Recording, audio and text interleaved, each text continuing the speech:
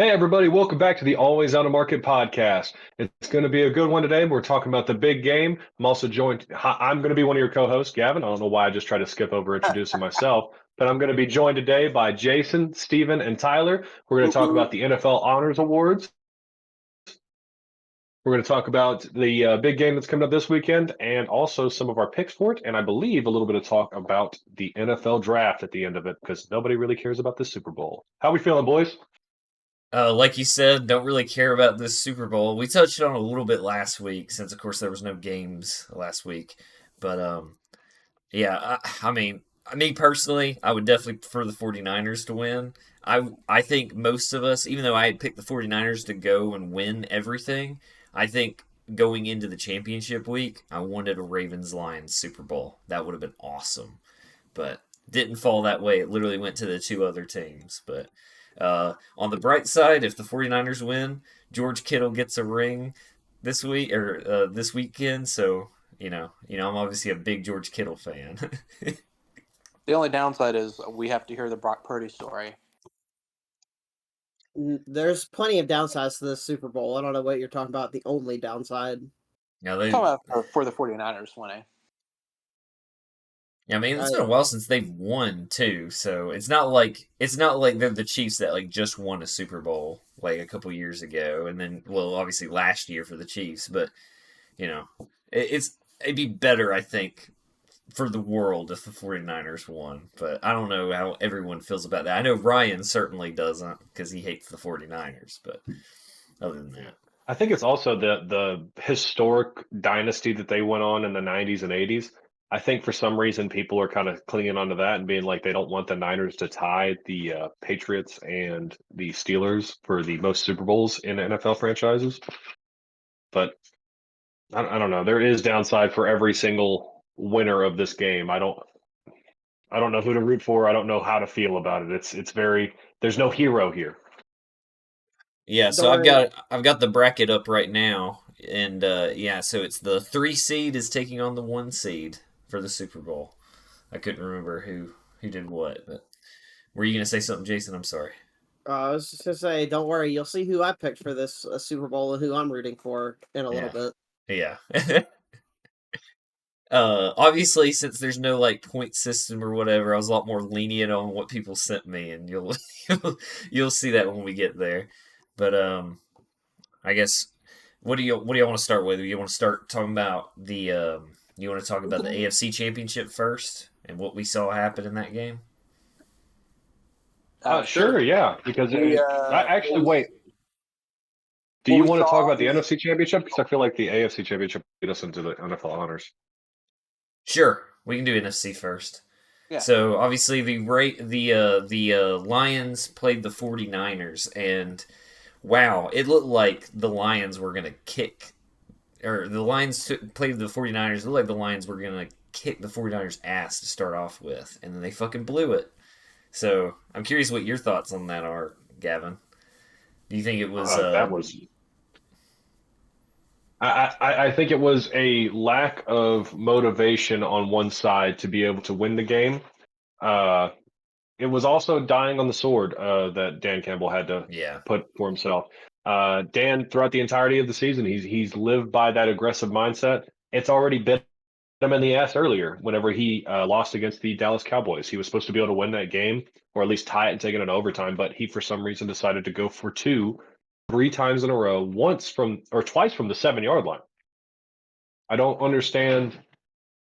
Well, I do understand and I do appreciate as a player watching him continue that same mindset that got them there to the NFC Championship in the game by going for it on fourth down twice, even though it would have tied the game. But also, if he gets those touchdowns, we're talking about a completely different Super Bowl here. We're talking about the Lions going there, America having a team to root for, and we're going to be very excited. So it's hard to be able to pick apart that. I feel like there's a lot of things schematically that were rough with that defense whenever it came for the Lions. And also, I think there's a lot of holes in their defense that they're going to be really focused on trying to fill this offseason. I It's been a while, obviously, since that game happened, but I feel like what I saw was the Lions came out all firing on all cylinders. They were up 24-7 at halftime, and they came out of the tunnel after halftime, and they just were so passive with the way that they played, and it bit them in the ass. And then when they had to be aggressive, they were too aggressive, and it still didn't win them the game. It lost them the game, like you were saying, with Dan Campbell, going for Yeah. those extra points instead of just taking the points that you were given.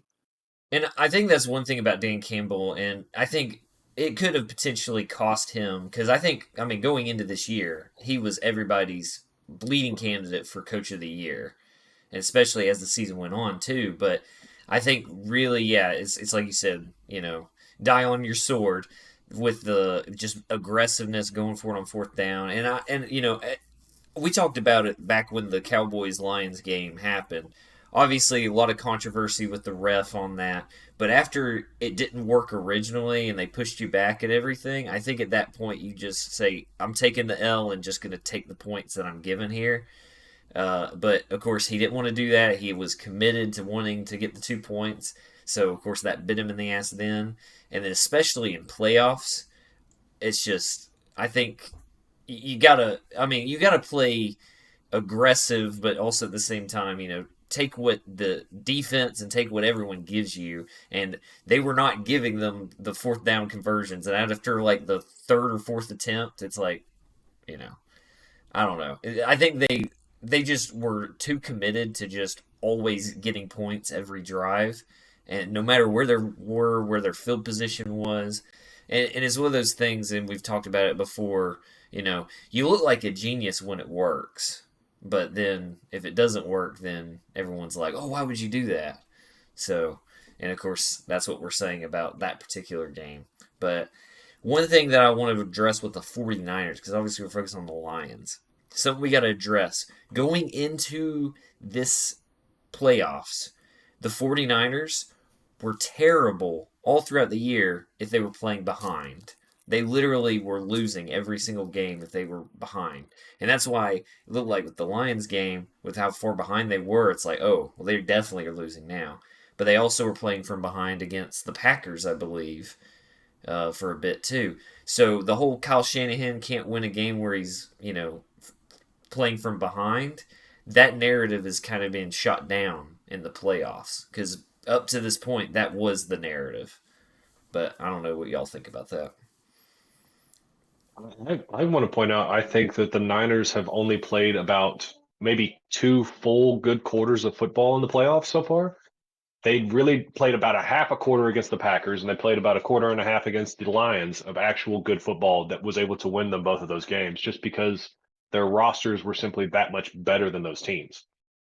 I feel like if their teams weren't as loaded, the amount of times that they played bad this offseason would have really bit them in the ass. And I think that's going to really bite them in the first half against their opponent whenever it comes to time for the Super Bowl. They have not played very sound football, and especially losing a lot of momentum for these 2 weeks. We'll see how they come out, because right now it doesn't look good. So Tyler, what's your thoughts on the NFC Championship? Well, I mean, like you guys said, I get that he wanted to keep with his philosophy of like going for it on fourth down, but I really think he should have taken one of those field goals to at least get some points and stop the bleeding. I know that's easier to say now in hindsight, but I get that that's what got them there, and that like hypes up the players and stuff. But it's so demoralizing when you don't get it, and then it costs you the game. It's a momentum thing too. It's all of anyone that says momentum in football isn't real is crazy because you can feel it, you can see it watching the game, and certainly if you're in the stadium as a fan, you can feel it. Yeah. You got some background noise there, Gavin. And we got a frozen screen. Yeah, now we have a Gavin. frozen What's Gavin. that? Yeah. It is a dog that is coming up, and it does not know how to stop whining. I am sorry. It's okay. Dogs are Dude. fine. I'm just letting you know. But Dude. Yeah, I know. I was trying to keep him quiet, but he just. I know, buddy. I know. I get it. You just need attention. You're not getting enough right now. I love you too. do y'all have anything else to add on the NFC Championship? Not really. I think we touched on everything I would have brought up. So I will say, this. One last note I want to add is obviously at the beginning we were thinking the Lions, like, I remember back at the draft we were thinking, wow, they really fucked this up. They reached a little bit, and you could still say yes, they reached on some of their draft picks, but damn, did their players work out. A lot of their draft this last year, looking back on it, all those players are studs. So got to give credit to the Lions scouting team there. But overall, I think, especially since Ben Johnson is staying, I think they can potentially, I think we'll see them in the playoffs again next year, and we'll see if they learn from their mistakes next year, and then hopefully they beef up their defense too, because their defense just isn't good enough, I don't think, to get Yeah. them there. But all right, let's talk about the AFC Championship. Of course, you had the Ravens, the 1 seed, taking on the 3 seed Chiefs. And I think almost everybody thought the Ravens had that game. But it was just the problem of it's the fucking Chiefs. What else is new? But Well, it's also the Ravens being stupid. It's changed what got them there completely. so Tyler, start us off. So what did you see in that game? I think we're probably all on the same page about this. All season, they were very successful with running the ball, and then the AFC Championship game, they decided, you know what, we're going to pass first, and we're not going to run the ball against one of probably the worst run defenses in the playoffs. But, who am I? But a casual football watcher. I really don't get their game plan going to that game. I get that, like, you're trying to change it up, but the run was being so successful. I have no idea why you would stop what got you there. Yeah, I think Spagnoli, the defensive coordinator for the Chiefs, was really setting up, and I heard a lot of people talking about this after the game. I kind of noticed it during. They were putting nickel defense on the field, but really it was dime defense because they were sticking a safety in the box in place of one of the linebackers. They were daring the Ravens to run it the entire game, and for some reason the Ravens didn't want to run it against them. They just refused to. They were trying to go through the air. It was the weirdest thing I think you could see on a football field where a team that is a run first option squad decided that even though they're getting everything they want on the interior, they don't trust their guys to be able to pound the rock against them, which may be a testament to the linebacking core and the defensive line for the Chiefs. They have a very solid front six whenever you're going to go into a nickel defense, but I don't foresee them being able to shut down a full 5 offensive linemen from the Ravens and then Patrick Ricard in the backfield. So I don't get why you don't just try and pound the rock against them like Tyler was saying. I just went through and looked just out of my own curiosity because I saw that Lamar threw the ball 37 times in that game, and he only threw the ball more than that 2 times in a game all season long before that. One was in the overtime game against the Rams. Makes sense. The game went to overtime. And the other was where he threw 38 passes when they lost at the beginning of the season to the Steelers. So they were playing from behind and having to pass the ball more. So yeah, I don't know why they decided to go away from the run, like y'all were saying, when they have all of these weapons they can use to run the ball. They've got their running backs and Lamar Jackson, and they could jet sweep to somebody like Zay Flowers, for example. And they just didn't do it in that game. They ran the ball 16 times in the entire game. It just doesn't make sense. Weren't they averaging like 5 yards a rush, or was Gus Edwards averaging 5 yards a rush in that game? I remember one of those being a Well, it's stat. because he only rushed like 3 times. Lamar averaged 6.8 and Gus Edwards averaged 6.7. Yeah, but so you got the stats pulled up. I think Gus Edwards and Justice Hill combined for like 6 carries. 6 carries for 23 yards. That's insane. What are you doing? And it's not like they didn't have the ball very much, or, I mean, it was just the fact of, the game plan, they just didn't do what, like you said, what they've done the whole year that has gotten them there. And then it kind of reminded me of, we talk about Josh Allen, not being clutch and all that, but also, like, one thing I've noticed a lot with the Bills, and the game where I guess it was James Cook had like an amazing game or whatever. Regardless, most of the time, it just seems like the Bills don't use the run game enough, and they just kind of just rely on Josh Allen throwing the ball damn near every play. That's what they did to Lamar Jackson in this game, and I think if the honors awards actually considered playoffs into the awards and not just the regular season, this would have really tanked Lamar Jackson's stock on MVP because he did not play like MVP Lamar Jackson at all from this year. Also, But again, just relying on him for everything. I was gonna say, if you're Lamar Jackson and you're realizing what your coordinators or your coaches are telling you to do, and you sit there and think for a second in the huddle, you've got to audible out of these passes and run the ball. Like, I don't care what your coaches say. You know what works because you're the player who's carrying your team every week, not your coaches. Well, the only You got, problem. I, Go ahead. I just say you've got to make a decision to give your team a better chance, regardless of what your coach is going to tell you. My only thing with that is, and obviously y'all still know more about actually like football plays and stuff than I do as just a casual watcher. But to me, I mean, it seems like they don't. The Ravens don't necessarily run as much like play action as they just do like shotgun type plays.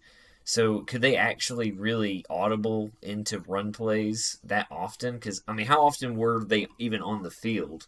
That I don't like remember for sure. Was Gus Edwards still on a lot of plays and they just never used him, or was he just on the sidelines? I don't know where I can find a snap count at, Yeah, but but regardless, like that's another thing. Like, I mean, I agree that he could have audibled into some things like that, but um, I don't know as far as the game plan how that worked. But yeah, it just seemed weird to me. And then Harbaugh, even in like the press conference, was just like, it's just how the game went." It's like, okay, but that you still didn't answer why you made those decisions. Just weird choices. Not to Uh, mention they couldn't get out of the way with penalties either. yeah, They yeah, kept getting so 15-yard penalties. and here's I have the breakdown of how many snaps that every player played. uh, The Ravens had 58 offensive snaps in that game. Justice Hill was in for 39 plays, and Gus Edwards was in for 19. so yeah, they could have. Yeah, in that case, they could have done that. Wow, it's just I don't know, man. That it just seemed like the weirdest thing, and just the Ravens this year were when they except for the few games they had where they just kind of imploded or something. One of the games like this, one of the Steelers games, the Ravens had a really bad. Lamar Jackson had a really bad game. Other than that, they've just pretty much been dominant all year because their run game would work, and then once teams would adjust to try to stop the run game, then they'd throw the ball, and they have some good wide receivers. And I gotta say, Zay Flowers in this game was very up and down. He was a roller coaster the entire game because he did that taunting, which I think the whole taunting flag was stupid. I mean, it's it's football. There's going to be a little bit of trash talking. So I thought that was kind of dumb that they threw a flag on him for that, and it took away from what was a really really good play. Which I mean, he still it still got them some yards, but not as many because it was after the play was over, of course. But and then of course that fumble, On the that same drive. yeah, that Yeah. fumble that was basically the turning point because if they had gotten that, they would have, of course, scored, and then since they get the ball back, they just lost all the momentum again. It's just, I'm telling you, that was just that the AFC Championship game. Watching it, it was like, what is happening right now? It doesn't make any sense. I think this game came down to the same thing that the Super Bowl is going to come down to, and that is skill versus experience, and experience wins. It really was just shooting yourself in the foot over and over and over again, and just figuring out why it hurts so bad for the Ravens this entire game. Because they would make, like you said, the Zay Flowers with his up and down game. The amount of times that Lamar threw that Jason brought up earlier, whenever he has 38 attempts, that doesn't count how many plays that he just had that were just straight dropbacks. he was throwing the ball on so many snaps, just straight dropbacks, no play action like Steven was talking about earlier. Not even putting the fear of bringing Patrick Ricard on the field to be able to try and threaten the run. I didn't even think And whenever about you, their fullback.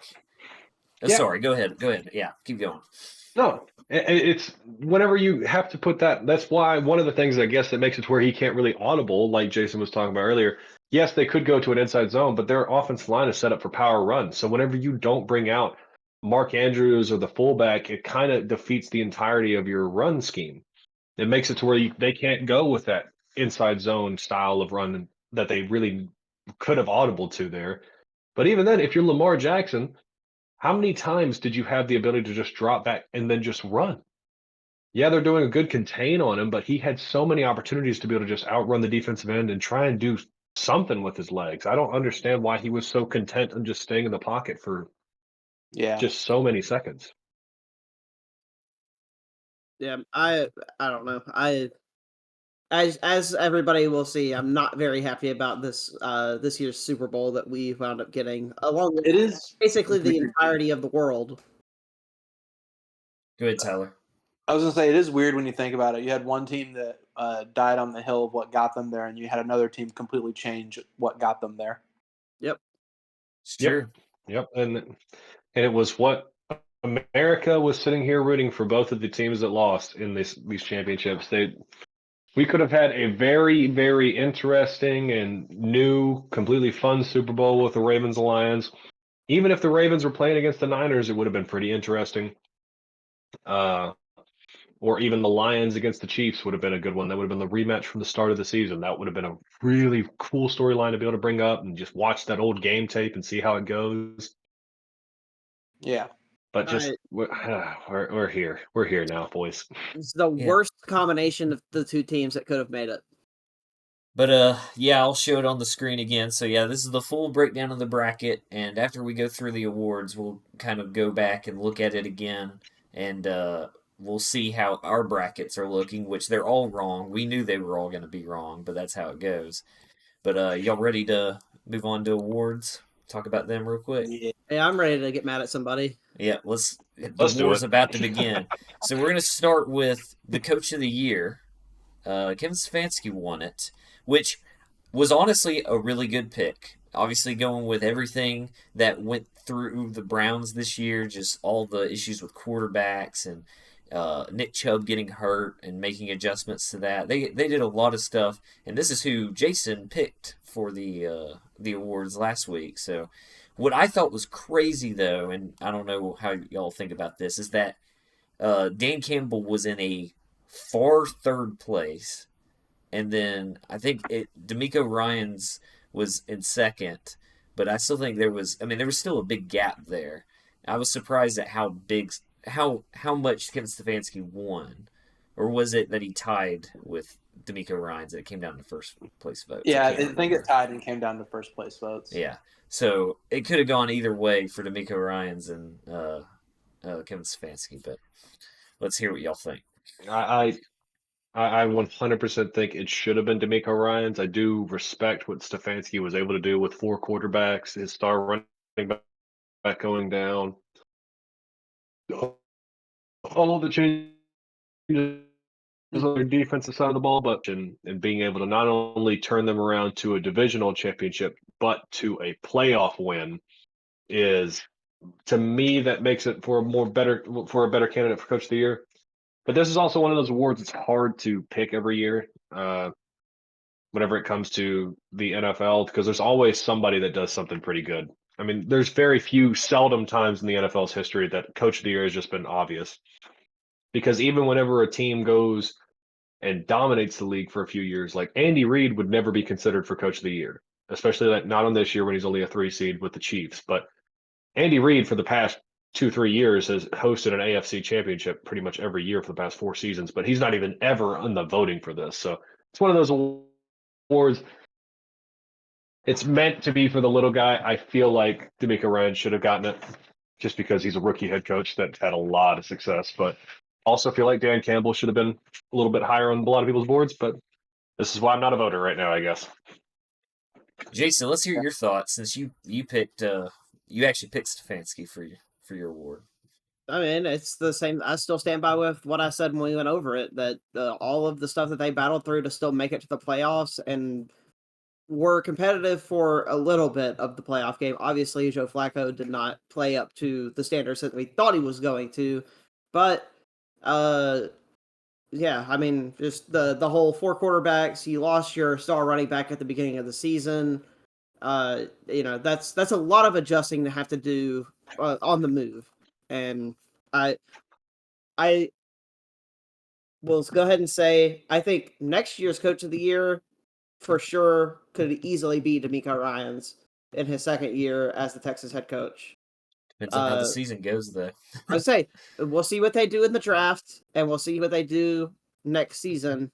But I like where the Texans are headed. So Yeah, I'll mention just obviously for those that didn't watch the awards, this was heavily Browns and Texans for the awards this year. A little too much. It kind of annoyed me because I don't have it on here, but who won Assistant Coach of the Year was Schwartz, Jim Schwartz, the defensive coordinator for the Browns. So just Browns and Texans dominated everything. Taylor, did you have something you were going to add a minute ago? I was just gonna say if D'Amico won it, it would have been like what 3 Texans players winning award or 3 Texans people winning awards. Yeah, but that same thing happened with the Browns, though. Yep. That's kind of the interesting part with this is that it would have just flip-flopped there. I don't think D'Amico has a very good shot to win it next year, only because this award is very much storyline based. So it only really regards to you if you have a good story with it. So if you're a good team with high expectations like the Texans are now considered to be, they're a good team with high expectations. People expect them to be able to make it to the playoffs next year. He has to surpass very high expectations next year to be able to be considered for this award. So I it's think much less of a shot for him to be able to get it next year. But I mean, I do agree with Jason. I feel like he should be in consideration for it. I think the same thing about Dan Campbell too. Like now, there's just an expectation that he'll be a good coach regardless, and that could hurt him for this award. But it's awards that they only mean so much. Obviously, anybody would rather win a Super Bowl than one of these awards. So, um, but all right, let's Oh, let's move 100%. on. Let's move on to the next one. Comeback Player of the Year, another Brown player. It went to. This is where the where this is going to get interesting. So Joe Flacco won Comeback Player of the Year, and this got a lot of attention just because obviously Vegas was heavily betting on Damar Hamlin getting the award, which I mean anybody could have watched last week's episode and saw that we were all very much against. I was fine with Joe Flacco getting this. Obviously, I picked Baker Mayfield because I think he was getting overlooked because he didn't really. I mean, he was still in the league. Obviously, Joe Flacco came out of retirement, but Baker Mayfield was my pick just because of coming back from just not really doing much the last couple of years. But then, yeah, it was incredible to see. And I can't remember. I think it was Tyler and Ryan who picked Joe Flacco for Comeback Player of the Year in our awards podcast. So, Tyler, let's start with you, buddy. What's your thoughts? I mean, I get why Damar Hamlin is like the favorite, but for me, it's just that Joe Flacco played meaningful snaps and contributed to the team. I think, and I feel like maybe if Damar Hamlin played like a little bit of that Bengals game, it might have like pushed more second place votes to him because I think that's what ended up costing him is that even though he had I think more first place votes, I think Joe Flacco had more second place votes or something like that. I looked at the breakdown for it, but I don't remember. But I don't know. I mean, I'm not mad about Joe Flacco winning. I would have liked it to go to Baker or somebody else, but I just figured it'd probably end up with Joe Flacco. All right, whichever one of y'all wants to go first, go for it on this one. I want to point out, I guess I'm not mad about Joe Flacco winning it. I would be more mad about the fact that I didn't bet Joe Flacco to win I this. mean, when you bet, Joe Flacco wasn't an option, right? So Oh no, he was an option. He was like plus 2,000 though. That's the thing. Like everybody thought it was going to be Damar Hamlin, and the reason they thought it is because based on the way this award is laid out as it is right now, uh, technically speaking, it should have been Damar Hamlin because he came back from the fucking dead But on a even football field, which is an amazing feat. but even I when think Alex this Smith won award's it, though, problem. didn't he play meaningful Yeah, snaps? when Alex Smith won it, he came back. He had a decent season. It was like middle of the pack, but it was a gruesome injury. And there was nobody else that had a chance to win it that year. It didn't matter if there was somebody like a Joe Flacco story that came out and he had better snaps than him and better stats than him, because it was the fact that he came back from Joe Theismann's injury and had a middle of the pack season. I think that they need to split this award into two different awards. I think the Comeback Player of the Year could keep its name for players that come back from injury and have something along those lines. And I think there needs to be a most improved player because this right now is the most confusing award to try and keep up with which one of the definitions they're going to go with today. Last year it was Geno Smith, which what did he come back from? He didn't come back from anything. He didn't come back from an injury. He was just improving from he had an all right level of his career, He really came good in back. college. He came back from riding the bench. That's what it felt like to me. Yeah, He came back from came the back from doubt. mediocrity. Gavin. He came back from the doubters. Is he counting Pete Carroll as a doubter, his own fucking head coach? I mean, what doubters are we talking about here?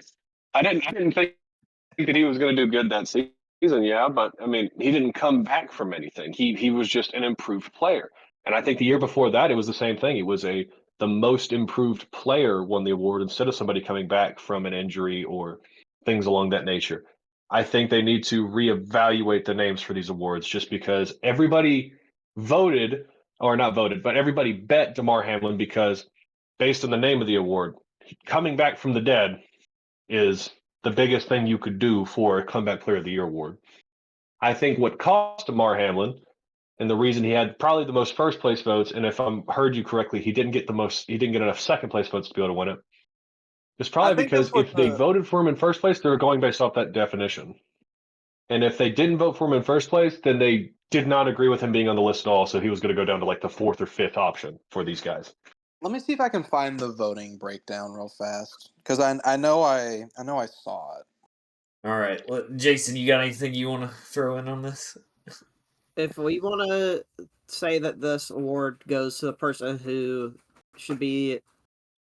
came back from injury and did the most for their team, then my pick should have won with Brees Hall coming back from an ACL tear and then being fourth in the league for all-purpose yards. But that's not what happened.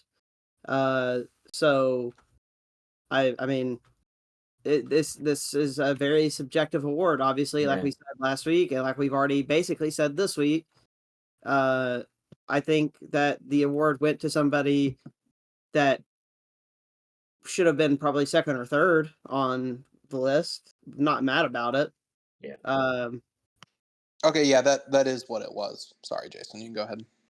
You're good.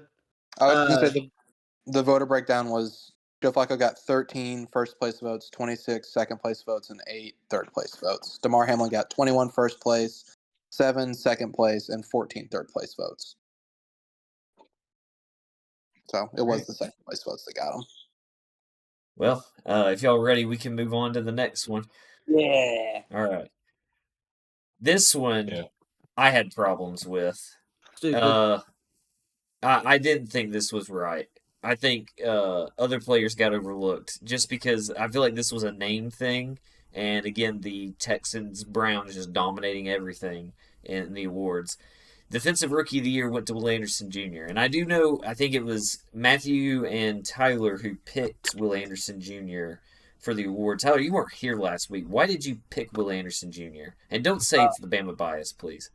I looked at the I just looked at the who was up for the award and I felt like Will Anderson had a good season.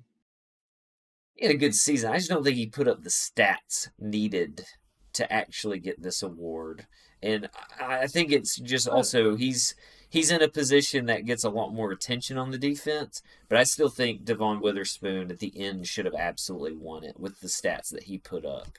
Which I know, Gavin, you probably don't agree because you picked Jalen Carter, I think. But I don't think that anybody put up great stats for the Defensive Rookie of the Year award in the first place. I feel like this was unlike the Offensive Rookie of the Year award, which is an argument among three top tier rookie stat lines with CJ Stroud, Puka Nacua, and Sam Laporta. All of those three had a very good argument. I think the three Defensive Rookie of the Year options was more so who's the least mid stat line here? Because honestly, now I'm forgetting his name. What the corner for Devon Witherspoon? Devon Witherspoon. His biggest stat line and his biggest thing that popped off were his tackle stats. But as a corner, tackle stats are not necessarily something that you want to be growing because that means more than likely what is happening is that coverage passes are getting completed around you and you're just in the area to make the tackle. It's not necessarily a very good corner stat to have. You need tackles by them because that shows they help out in the run game. But I didn't really think that any of them had a great season. I felt like Jalen Carter on the interior of the D line was a bit more impactful, but then again, also he didn't do much either. So I'm happy about Will Anderson winning because I won $100 off of it. So hey, I think Devon Witherspoon should have won it mostly because he also had a ton of passes defended. Like, those are stats that don't get addressed enough because the thing about it is, and this goes to what I've said, like, people are going to talk about the defensive players mostly on the line because you see them a lot more. If a corner is doing a really good job, you're not going to see them on screen very much because that means they're covering their guy and they're not getting passes thrown to them and stuff. So, but regardless, it's the way it fell. And me personally, I originally picked Jalen Carter at the midseason awards, but I didn't think he did enough in the second half. And then I think Devon Witherspoon still was playing really well. I was between the two of them at midseason. But then at the end, I was like, definitely Devon Witherspoon. And I will agree that like there was no defensive player that just put up crazy stats for the rookies. But I still think, comparatively speaking, Devon Witherspoon should have gotten it. That's just my opinion, though. Yeah, Right. I think, that's. I don't think there's anybody that's going to argue that there was some defensive rookie that nobody's talking about that has amazing stats because none of them really did. None of them had a great defensive rookie of the year season. I think there is a lot of great defensive rookies, but none of them had an amazing stat line for a defensive rookie of the year. Jason, you got anything for this one? This is the one that I disagree with by far the most. I think Devon Witherspoon should have won it. I'm sitting here looking at his stats, how many yards he allowed this year. He allowed a whopping 32 yards a game on his people he was defending. So, yeah, I don't know how that doesn't win Rookie of the Year going up against some of the guys that he had to go against. I think it's just the numbers that everyone looks at more than other things is the sacks and the tackles, and especially mostly tackles on the line versus in the backfield or in the secondary. But regardless, yeah, let's move on. This one, I don't know. This one bothered me. I like Will Anderson Jr. Obviously, I was a big fan of him at Bama. I still think he's a good player. It didn't feel like he should have gotten this to me. But let's move on. This one I felt was deserved. It was really between two people for Offensive Rookie of the Year, being C.J. Stroud and Puka Nacua. And I was fairly certain just because of the incredible, something we really haven't seen before in a long, or at least not in a long time, out of a rookie quarterback, is what C.J. Stroud was able to do this year with the Texans. And he made what most people thought was going to be a bad roster look really good. Nico Collins had an incredible season. And then Tank Dell ended up being one of the best wide receivers in the league. Funny enough, we just did not expect anything of that. And obviously, I watched a lot of Texans this year because they're in my division. So obviously, I went with C.J. Stroud, but there was nothing wrong with picking Puka Nacua for this award either. I would have been fine either way for this award. Technically speaking, in my opinion, I think there would have been nothing wrong for people that voted for Sam Laporta to possibly win it. Like I said earlier, three guys that really did stellar this year for offensive rookies. All of them breaking records, all of them setting really lofty goals for the rest of their career. So I think there is a lot of good things to be said about that.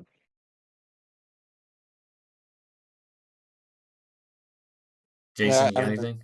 Tyler? Go ahead. I agree. I mean, I think CJ Stroud made a great push at the end of the year to get the to win the award with how well he played from the midpoint of the season on. I mean, basically from the whole season on. But unfortunately, this is also like a big quarterback award. Yeah. So I think that hurt Puka too, is just the fact. I think most years, easily Puka Nakua could have won this award. It was just the fact that CJ Stroud was just such a surprising, especially because a lot of people were doubting him because of the draft and the stupid S2 cognition test and everything. I think people were surprised at just how well he played right out the gate. Because usually NFL is brutal on rookie quarterbacks starting out. So he had a pretty good season for sure, and hopefully CJ Stroud can keep it up. Maybe not so much for my sake for the division, but you know, right. but I'm still happy for him, and I'm still rooting for him to have a good career, even though he's in a division rival team. But anybody else got anything? It went to the person who I feel like deserved it. Like I said last week, he was the leader of his team, took him to the playoffs, and got him a playoff win. Puka Nakua does what he did this year again. Next year, he should get Offensive Player of the Year. That's what I'll say. Well, at least, Yeah. unless like Tyreek Hill puts up like fucking 2,000 yards or something. But all right, let's move on. This one I had some problems with too. Another Browns player. Defensive Player of the Year went to Myles Garrett, and I think T.J. Watt got robbed again. Again, in my opinion, just from the stats. Myles Garrett, I think, was great, and obviously seeing what he was a huge impact player for that Browns defense. But as far as like looking at the numbers, T.J. Watt was better in almost every category. So I didn't understand this. I thought T.J. Watt for sure had it. Well, I'm not What's that holding mad TJ about. Watt back is just his lack of success against the run. Oh, did I come in very late there? I'm sorry about that, boys. No, you're good. Go ahead, Jason. Yeah, but Uh, yeah, you got it, Jason. I was gonna say I'm not that mad about this one. He's Myles Garrett is obviously one of the most disruptive pass rushers in the league. Uh, I know that TJ Watt led in pretty much every category over Myles Garrett, but I mean it's a popularity contest. I mean that's all it is. Like the Pro Bowl. It still feels worse. It doesn't feel as bad as the Pro Bowl is. The Pro Bowl is definitely a popularity contest, but I don't know. I just think it's weird because like I think T.J. Watt should have been in the running last year too, and then I don't. Obviously, Bosa got it last year, and it made sense that Bosa got it, but I don't know. But hey, all that matters is that TJ Watt's going to be in the Hall of Fame after he retires with the stats that he's got already. If he retired right now, he'd make the Hall of Fame. Maybe I don't think there's a maybe to it. does he have a Super Bowl win? No. No, I but think that's mean, something that holds a lot of players back from getting a Hall of Fame. I mean, spot. if you look at the people that got in this time, I mean, some of them don't have rings. I mean, yeah, there's some. I just think it's harder for players if they don't. But yeah, I mean, I would hope that T.J. Watt is in the Hall of Fame for sure. I mean, if he stays on the Steelers, he's not going to win a Super Bowl. He's gonna have a 9-8 season at least. Yep. All right. Anything else? No. Nope. All right. Another award that it was really only a couple people in consideration, really, in my opinion. You got Christian McCaffrey winning Offensive Player of the Year, and the only thing is, man, this goes back to what I said with Puka. Any other year, Tyreek Hill would have easily won this award, but then Christian McCaffrey just had one hell of an amazing season, getting a touchdown almost every single game. He only missed out on like one or two games having a touchdown, and just the way that he was able to just destroy defenses and just run through them was incredible. And he didn't get hurt. The biggest thing that everyone was worried about when he went from the Panthers to the 49ers was if he'd be able to stay healthy. He's been pretty healthy the whole season. I mean, this is another one I'm not mad about.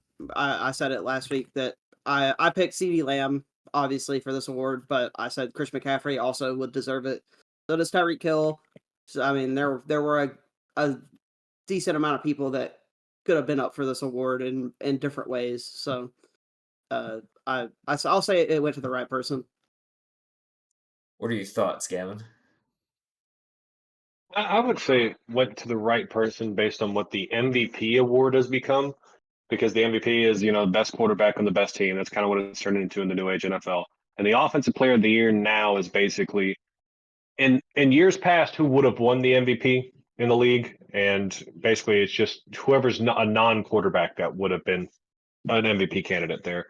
So definitely is the most deserving guy. I still feel like, just based on the fact that nobody really had a stellar year at the QB position, I think he should have been more considered for the MVP. But obviously, if he's not going to win MVP, he definitely needs to be winning this award. He had a slightly better season than Tyreek Hill whenever it came to like statistics wise, but whenever it comes to just team worth, Christian McCaffrey just dominated in that area. When was the last time a non-quarterback won MVP? I think Been it a was while. Adrian Peterson in 2011, I want to say. That sounds right. Look, But that's also the year you came back, or was that the year he rushed for 2,000 yards, or is that the year he came back from the ACL tear? I guess those are both the same year, huh? Yeah, I think it was I think that's the same exact season. But yeah, he just had an insane year. But pretty much what it's turned into is just the MVP is best quarterback on the best team. And I don't foresee it changing from that until they start making these awards down to like minute details, like best wide receiver, best quarterback, and like in Madden, Until Yeah. they start doing that, it's not gonna change. The most valuable player in the league is always going to be a quarterback, even if they're the least, statistically sound whenever it comes to like awards standpoint. The Yeah. guy who touches the ball every single play for the best team is going to be the most valuable player in the league. There have been 4 non-quarterbacks win MVP since 2000. Jeez. I know LaDainian Tomlinson, Adrian Peterson, and Sean Alexander. I'm trying to think of one more. It was in 2000. Was it Eddie George? Nope. Played for the St. Louis Rams. Oh, Marshall Faulk. yeah. There it is. Yeah. crazy.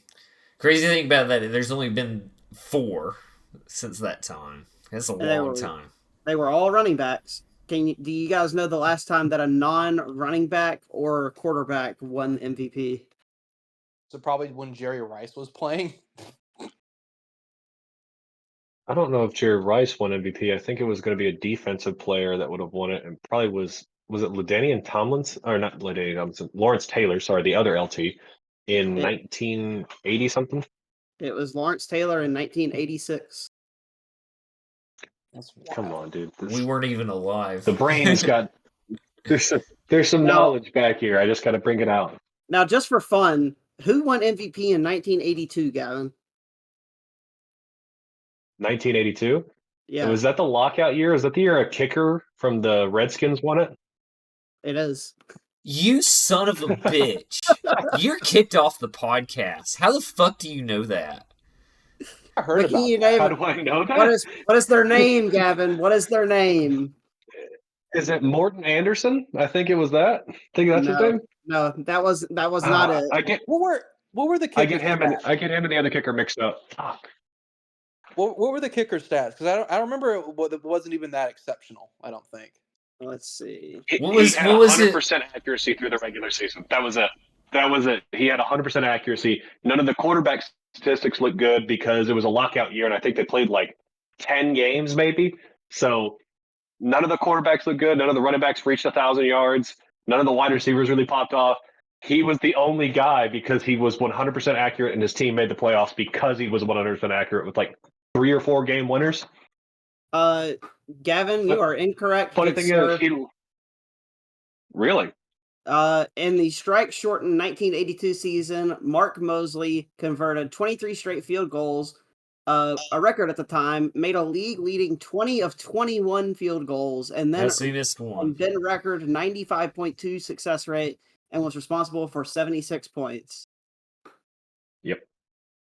And then the funny thing was, then whenever it got to the playoff time, and he had already locked up the MVP, he lost in the game by missing 2 field goals. I want to say, I think it was 2 or 3. That's nuts. In today's age, when people barely even consider kickers and punters people on a football team, that would never happen today. That would never happen. That's crazy. No. No, you're still kicked off the podcast though for knowing that. That's so stupid. Like, why would you know that? All right, Fun fact, who won it only- in 73? No. We're not What- doing this. This is not fucking Yeah, trivia but episode. This is the last thing I want to say. The fun fact: only 4 positions have won MVP. So quarterback, running back, field goal kicker, and what? Linebacker. Edge rusher. Yeah, edge rusher. Ah, That's That's- it. I don't know where you got that stat from, but that's wrong. Because I'm looking on Wikipedia. fullbacks have also won. It just says running back. It doesn't say fullback on Wikipedia. Oh, we've got fullback, It's- quarterback, halfback, defensive back.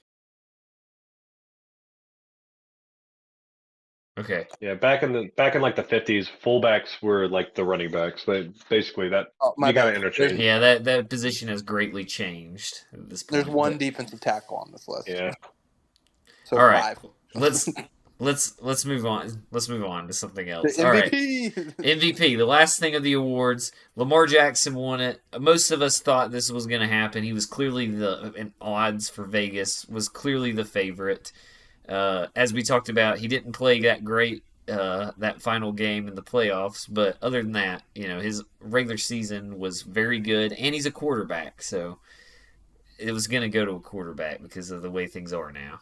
So, and I have no problem with it. I Yeah. thought Lamar Jackson was Even awesome. Even the fact that he didn't get it unanimous, it was a vote for Josh Allen, who had he had a statistically better season, but I mean, neither one of them should have.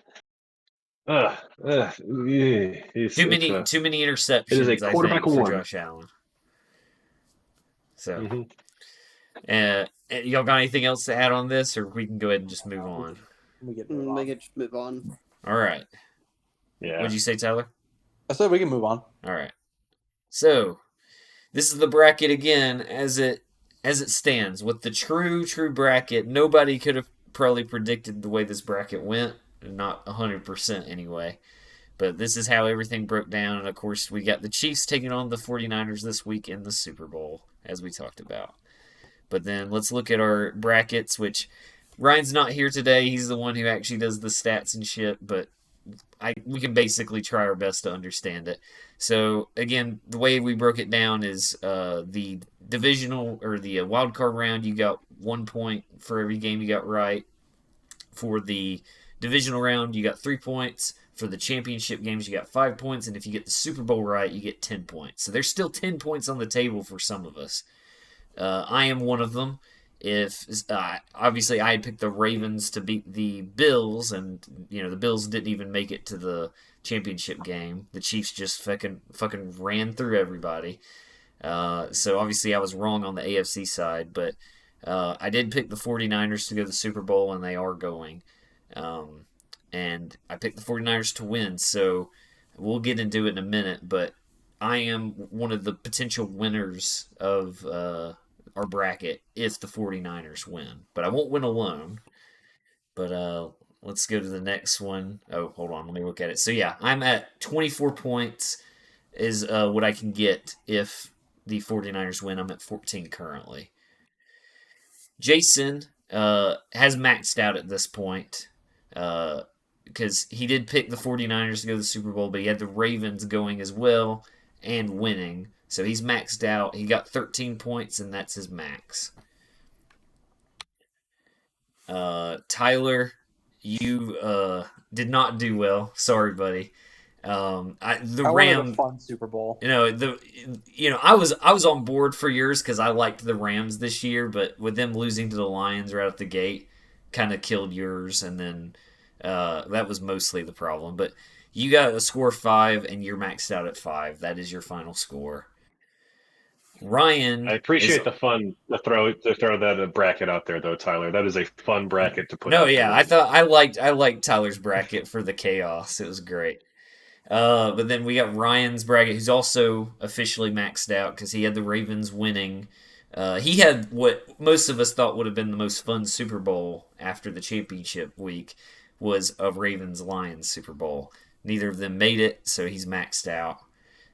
12 points is what he got. Gavin, you're maxed out, but you are currently winning at 17. So you're maxed out because, of course, you picked the Ravens to win. You did get this. You thought the Ravens would win the Super Bowl. They ended up getting eliminated by the Chiefs. But you're at 17, max is 17. And then last but certainly not least, the other person who can potentially win with me, because he has a score of 14, can get a max of 24 if the 49ers win. So, funny enough, Matthew can actually win with me. We can't win individually. It's either me and Matthew win, or Gavin wins, which we'll show in the next slide. Right here, the final push. So this is how Ryan broke it down. So right now, Gavin is in the lead. But if the 49ers win, me and Matthew there on that horse will take the lead and win. So I can't help but tie people, apparently. At least my horse is in the picture. No, you're there. Yeah. So how you feeling, Gavin? He should have You gave think- his horse like a party hat or something because of how fun he was. Yeah, he should have. I mean, I didn't make this. This was Ryan who made these slides. But so Gavin, if the Chiefs win, you win, and then the whole world loses. So congratulations to you, because not only will that mean that the Chiefs win, America loses, but also you sweep on everything on our podcast. And especially with knowing that weird kicker Redskins fact, you're definitely off the podcast.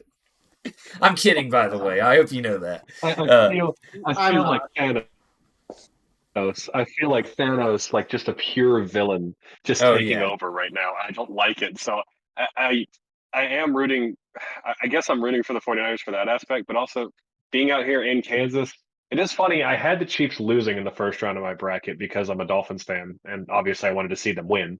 But to have it to where the Chiefs lost in my bracket in the first round and I could still win it if they win the Super Bowl is just pretty hilarious to me. I think the biggest thing is, and this is why this was the biggest reason, is you had the Lions going pretty far, and almost all of us except for Ryan. Ryan was the only other person, and just the way the other things fell in his bracket killed him. But most of us had the Rams beating the Lions, and that really, I mean, that killed a lot of our brackets heavily. So,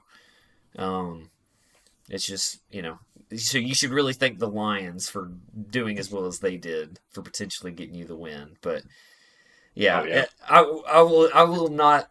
I'm not gonna lie. I would be a little sad if you completely swept on everything. Like no one else won anything. You won fantasy. You won the regular season bracket, regular season picks, and then potentially winning the bracket too, which we'll get into it on the last slide. But let's see.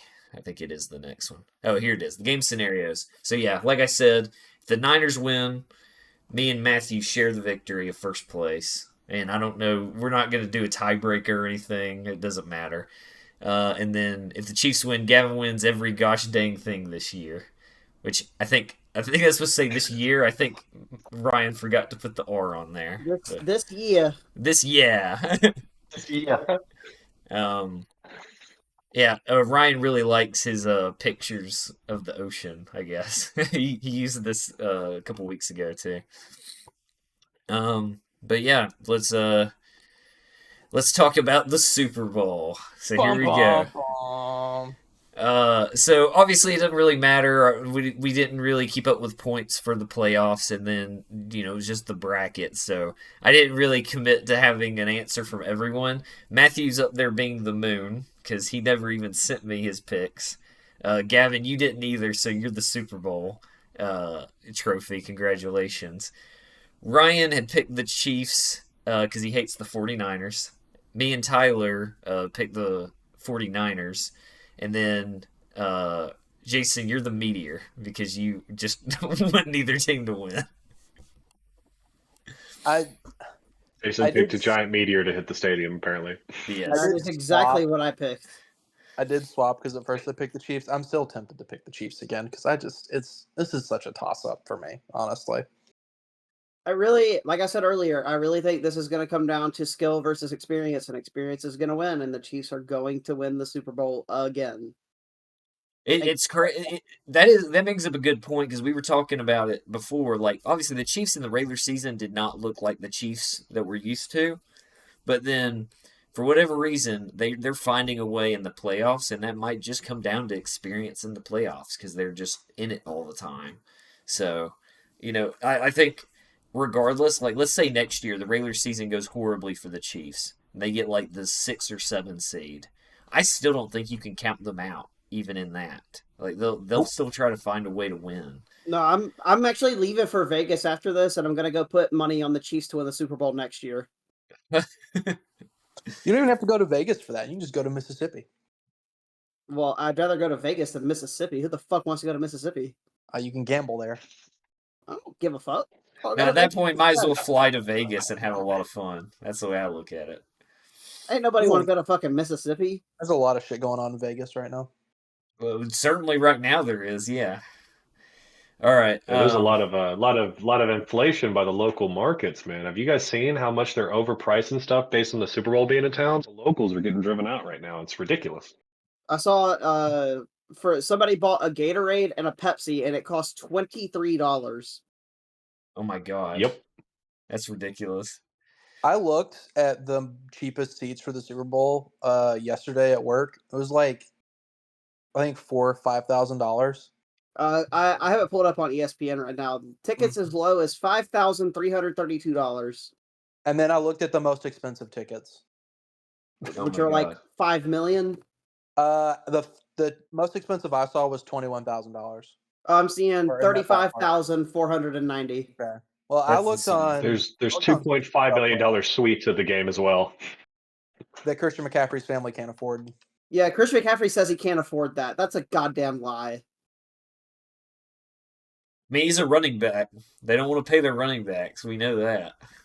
That's the whole thing with the NFL right now. But he could definitely afford it, I'm sure. I mean, they're all making crazy good money. But I do want to say, yeah, this. Don't be surprised if we see more Vegas Super Bowls because with everything that people have been saying that have been there, like the media, all the media has been doing it and everything. They've been saying that this is like one of the best like orchestrated events, and it seems like the people that are visiting have been really enjoying it. I think we're gonna see more Vegas Super Bowls probably in a few years. So Oh, 100%. I think it's going to stick between Vegas, Miami, and a lot of like the key places from now. Los Angeles. oh yeah, we already have another SoFi Stadium Super Bowl in a few years. They already announced that, I think. So Just in time for the Rams to win it. Just I think it's actually a Miami Super Bowl next year as well. Just in time for the Dolphins to lose in the AFC Championship game. you mean the All wild right, card thank round. you, Tyler. You're a sweetheart. yeah, You're a what an sweetheart. asshole! What an asshole thing to Uh, say. You chose violence today. Also, Christian Yeah. McCaffrey's net worth is $30 million. He can definitely afford a suite. Oh yeah, I mean, you think about all the, he does the Lowe's commercials and shit too, so he's got other sources Not of to income. mention jersey sales. Oh yeah, his jersey's probably. Basically, Christian McCaffrey, stop fucking lying to everybody. Stop the cap. You damn liar. But yeah. So this is so Gavin, you're saying that you're gonna pick the 49ers or the Chiefs? I think I Meteor. will. I'll pick the. I'm gonna pick the Chiefs.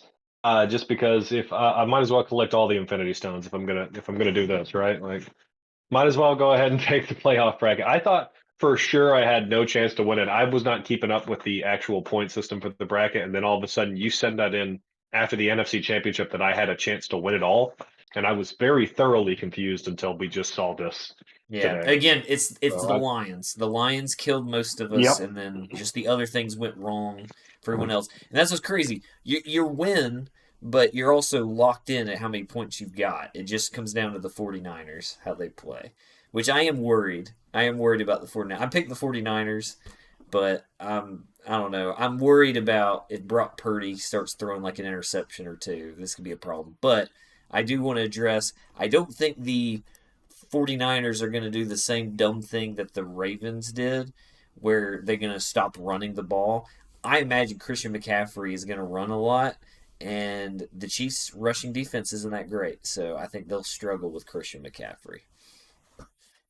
I have Christian McCaffrey. If I'm betting right now, which I am on it, I have Christian McCaffrey for two touchdowns in this game. I am fully locking that in. That is 100% one of my biggest bets for this weekend. I also picked Chiefs money line as well. Go ahead, Tyler. Any score predictions? The game doesn't get to finish. I haven't because seen the any strikes the scripts. stadium. I haven't seen any scripts. I need the scripts. I need the scripts. 31-28 49ers. And when I simmed a season in Madden earlier, the final score of the Super Bowl was 49ers 35, Chiefs 28. And I think I'll stick with that. High scoring Super Bowl. Give me the under. Give me a defensive shootout.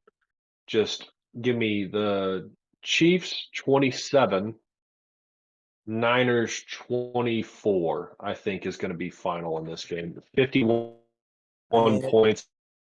I'm pretty sure that's the under hitting as well. If it does come down to Comes down to what? Better kicker. Okay. The over under is 47.5, buddy. You better slap the over. Oh, never mind. Yeah, I guess I'm hitting the over. I even said earlier it was 47, but for some reason I thought it was higher. I could definitely see that one being the score. Final score prediction: Chiefs 76, 49ers 74. Jesus. Quadruple overtime. The script that got leaked did say there's going to be double overtime at least. So they might change it to quadruple overtime. I'm going quadruple overtime, 76-74 Chiefs. I did try to look at fun prop bets earlier this week, but I couldn't find any good ones. We're not in a good state for that, so. Look, and I'm going to say right now too. Well, the thing, it's actually illegal to bet a lot of those prop bets. I found that out.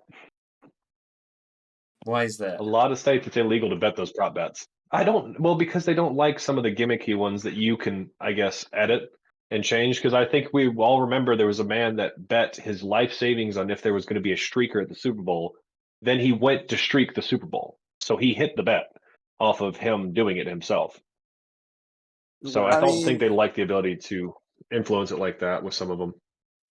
I look, people should be allowed to have fun, and if they gamble responsibly, they should be allowed to just bet on whatever the fuck they want to. I hate the you can't do this stuff. I really wish I could do prop bets. Oh, 100%. I wish I could have. I was fully convinced I knew the color of the Gatorade. And if you're in a state that you can, if you're believing the Chiefs are winning, give me red or I think it's red or orange. Orange is going to be the Gatorade color. White. If you believe the Chiefs are winning. I want to bet I don't the see it over clear or white. I want to bet on how long over on the national anthem. I want to do stuff like that. You know? Yeah, I want to be that guy with the stopwatch that's keep up with the anthem. And I feel like the over is always the better option for that one too, just because the stars love their attention when they get to do the national anthem. Hey, don't talk bad about Reba McEntire, Steven.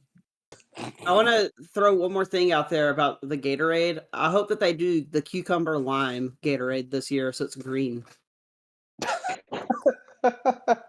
Okay. I will say one last thing about the actual game. Say cucumber lime? Ew. The one last thing I'll say about the actual game that I want to address is the I'm worried about Jake Moody versus Harrison Butker. If it does come down to the kickers, I do think the Chiefs have the much better kicker. Because Harrison Butker has bailed out Patrick Mahomes plenty of times, and Jake Moody has had a problem with missing some pretty key field goals. So that's another thing I'm worried. I'm worried about Brock Purdy, and I'm worried about Moody with the kicks. So Real quick, Super Bowl MVP. Who do y'all think is going to get it? You think it's going to be McCaffrey? Think they're going to vote Purdy? I know it depends on like who plays well, but The just meteor. feeling. I'm gonna say if it's the Chiefs win, I'm gonna say it's Christian McCaffrey. If The it's sorry, if the 49ers win, my bad, I misspoke. If the 49ers win, Christian McCaffrey, and if the Chiefs win, I'm gonna say you probably think I'm gonna say Travis Kelce or Patrick Mahomes. I'm gonna just go out there. I'm gonna say Isaiah Pacheco. Now, All right. do you know Isaiah Pacheco's odds? Is that why you said that, or did you just had the feeling? I don't know what his odds are now. Plus 2,500. Okay. Well, all right. I'm going to go if the 49ers win, Deebo Samuel. If the Chiefs I win, like that. If the Chiefs win, give me. Let me look at their roster one more time. I want to have an out there one that could still maybe happen if something crazy happens. Nick Bolton. Why the fuck can I not see the fucking? There we go. Harrison Butker is only a plus 3,700 on the odds to win MVP. So, all right. So better odds than MVS. 49ers win, Deebo Samuel. If the Chiefs win, give me Chris Jones. I like Okay. that. I like that. If he gets like a fumble recovery or something that could be a key to the game, I could see it. Just another Von Miller-esque performance. Yeah, exactly. Exactly like the Von Miller Broncos performance. That'd be something. What about you, Gavin? Gavin's definitely picking Tommy Townsend. Now, if the Chiefs win, I obviously already have the money on Patrick Mahomes, but as the weeks progressed and I've seen the way the media's played this, if the Chiefs win, I'm definitely saying it's going to be Travis Kelce that wins MVP here. Mr. Pfizer himself. I like there is a prop bet out there that it was like the plus 100,000 odds. I think it was Chiefs win 34-31. Travis Kelce to score the last touchdown, him to win MVP. He proposes to Taylor Swift after the game, and they both endorse Biden during the speech. Oh my god. It was a plus $100,000. Okay. Oh gosh.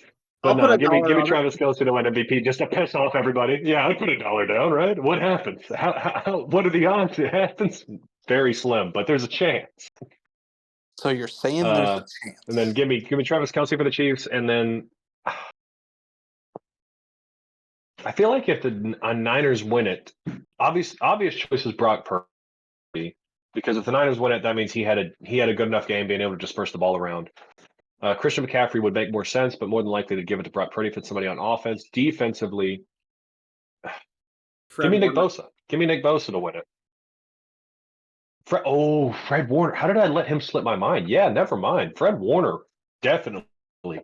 If the Niners pull it out and win it, it would be Fred Warner coming up with a few big plays that are going to win that game.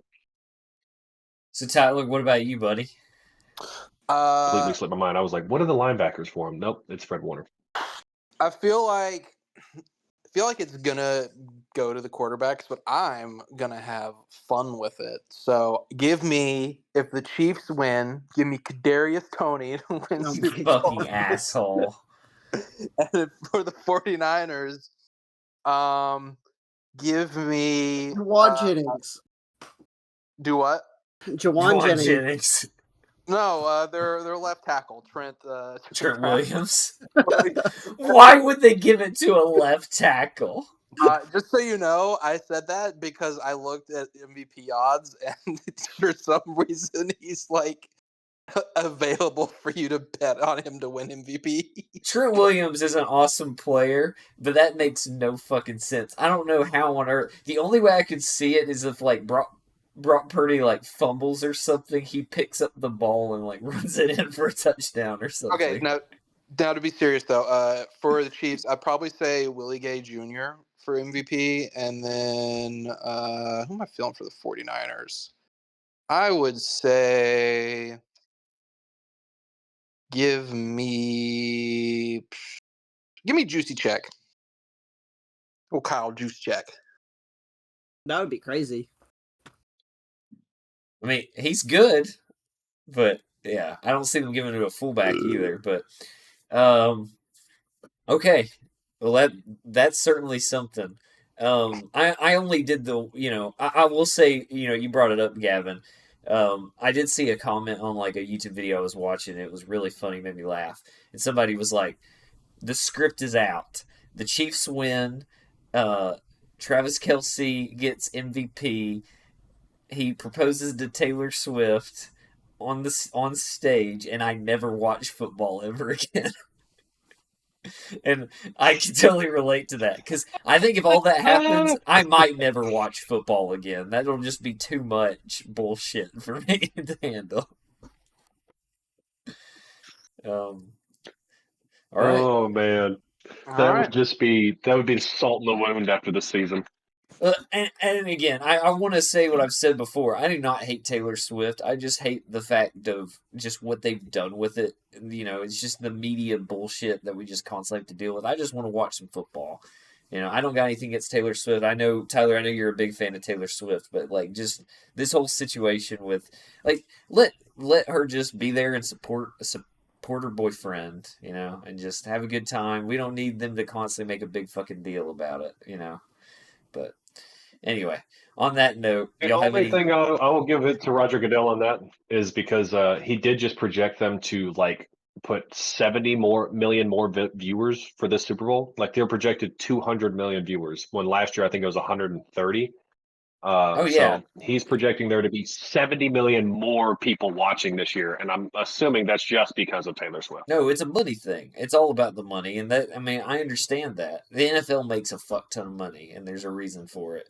Not even just because of this situation, obviously. I think NFL in general has grown in popularity. I think there's a lot more people that are realizing that college football is getting more and more overrated, and the NFL's better. But or at least that's my opinion. But then just in general, you know, there's obviously all the Swifties are starting to watch, and they're getting more and more type. They're trying to expand the number of type people that are watching the NFL, and it's working. So, do y'all have anything else y'all want to add? Nope. That's a podcast. All right, Gavin, you want to take us out? Yeah, sure. Thank you guys so very much for watching again for the Always Out of Market podcast. Big thank you from Jason, Steven, and Tyler and myself for today's episode and joining in with us. If you would, please be a friend, tell a friend if you enjoyed it. Share us on Facebook, Instagram, Twitter. Put our name out there. We're trying to grow our audience to get a better audience so we can give a better viewing and listening experience for you guys. Thank you so much for letting us penetrate those ear holes today. And Jason, you already had the hand and break it down for us. 3, 2, 1, football! Football! Woo.